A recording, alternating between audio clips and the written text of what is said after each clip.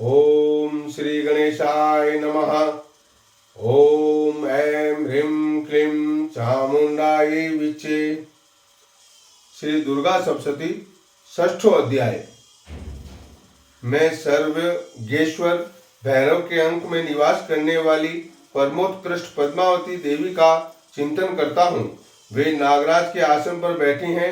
नागों के फनों में सुशोभित होने वाले मणियों की विशाल माला से उनकी देह लता चमक रही है। उनका तेज सूर्य के समान है। 3 नेत्र उनकी शोभा बढ़ा रहे हैं। वे हाथों में माला, कुंभ, कपाल और कमल लिए हुए हैं तथा उनके मस्तक पर अर्धचंद्र मुकुट सुशोभित है। ऋषि बोले, देवी का यह कथन सुनकर दैत्य को बड़ा अमर्ष हुआ और उसने दैत्यराज के पास जाकर जब समाचार विस्तार पूर्वक कह सुनाया, दूत के उस विचार को सुनकर दैत्यराज कुपित हो उठा और वह सेनापति धूम्रलोचन से बोला, धूम्रलोचन, तुम शीघ्र अपनी सेना साथ लेकर जाओ और उस दुष्टा के केस पकड़कर घसीटते हुए उसे बलपूर्वक यहाँ ले आओ। यदि उसकी रक्षा के लिए कोई दूसरा खड़ा हो तो वह देवता, यक्ष अथवा गंधर्व क्यों न हो, उसे अवश्य मार डालना। ऋषि बोले, शुंभ के इस प्रकार आज्ञा देने पर वह धूम्रलोचन दैत्य 60,000 असुरों की सेना साथ लेकर वहां से तुरंत चल दिया। वहां पहुंचकर उसने हिमालय पर रहने वाली देवी को देखा और ललकार कर कहा, अरे तू शुंभ निशुंभ के पास चल। यदि तू इस समय प्रसन्नता पूर्वक मेरे स्वामी के समीप नहीं चलेगी तो मैं तुझे बलपूर्वक बालों को पकड़कर घसीटते हुए ले चलूंगा।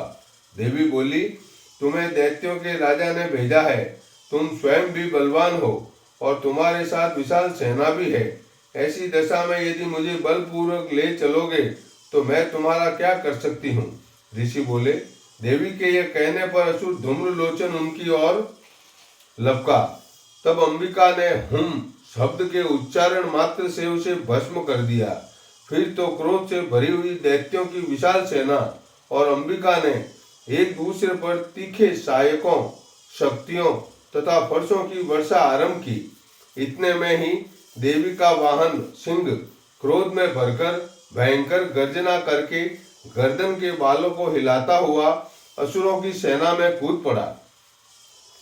उसने कुछ दैत्यों को पंजों की मार से, कितनों को अपने जबड़े से और कितने ही दैत्य महादैत्यों को पटक कर दाढ़ों से घायल करके मार डाला। उस सिंह ने अपने नखों से कितने के पेट फाड़ डाले और थप्पड़ मारकर कितनों के सिर धड़ से अलग कर दिए।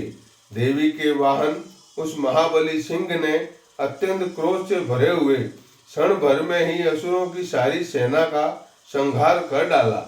शुंभ ने जब यह सुना कि देवी ने धूम्रलोचन असुर को मार डाला तथा उसके सिंह ने सारी सेना को सपाचट कर डाला, तब उस दैत्यराज को बड़ा क्रोध हुआ। उसका ओठ कांपने लगा। तुरंत उसने चंड और मुंड नामक 2 महादैत्यों को आज्ञा दी, हे चंड और हे मुंड, तुम लोग बहुत बड़ी सेना लेकर वहां जाओ। उस देवी को बालों से पकड़कर अथवा उसे बांधकर शीघ्र यहाँ ले आओ। यदि इस प्रकार उसे लाने में संदेह हो तो युद्ध में सब प्रकार के अस्त्रों शस्त्रों तथा समस्त आसुरी सेना का प्रयोग करके उसकी हत्या कर डालना। उस दुष्टा की हत्या होने पर तथा सिंह के भी मारे जाने पर उस अंबिका को बांधकर साथ लेकर शीघ्र ही लौट आना। इति श्री मार्कंडेय पुराणे सर्वाणिके मनवंतरे देवी महात्म्ये धूम्रलोचन वधो नाम षष्ठो अध्याय संपूर्ण। ओम ऐं ह्रीं क्लीं चामुंडायै विचे।